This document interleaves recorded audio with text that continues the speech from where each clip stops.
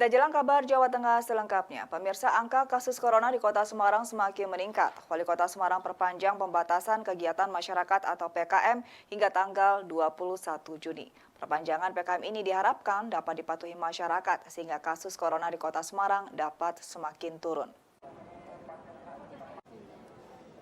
Setelah memberlakukan PKM tahap kedua dan melakukan tes corona secara masif ke masyarakat, angka kasus corona di Kota Semarang tercatat justru terus meningkat.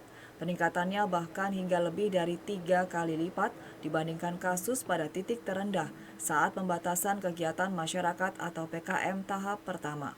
Tercatat hingga hari Minggu sore, terdapat 200 kasus positif corona.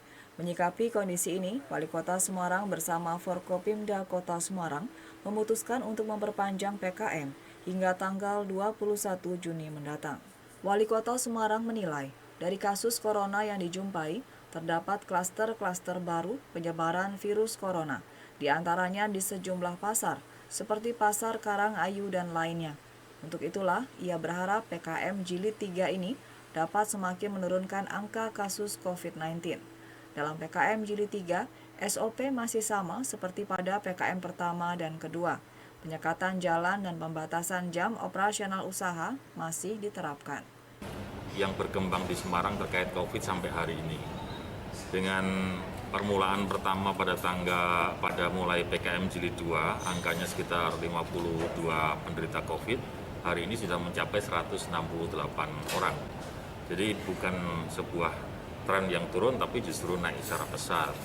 Meskipun tadi diskusinya sangat menarik, ini terjadi karena strategi PKM Jilid 2 yang kita jalankan adalah dengan menerapkan tes swab maupun rapid secara massal di banyak titik.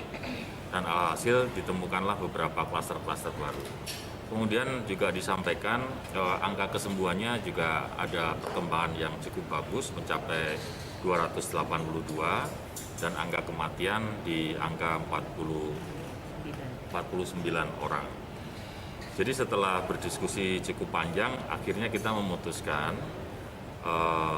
PKM ini akan kita perpanjang sampai Jilid 3. Jadi akan dimulai 8 Juni sampai tanggal 21 Juni.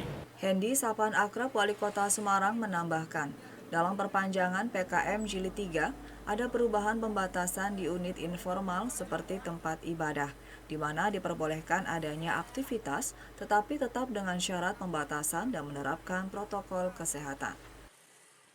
Tutuk Carita melaporkan.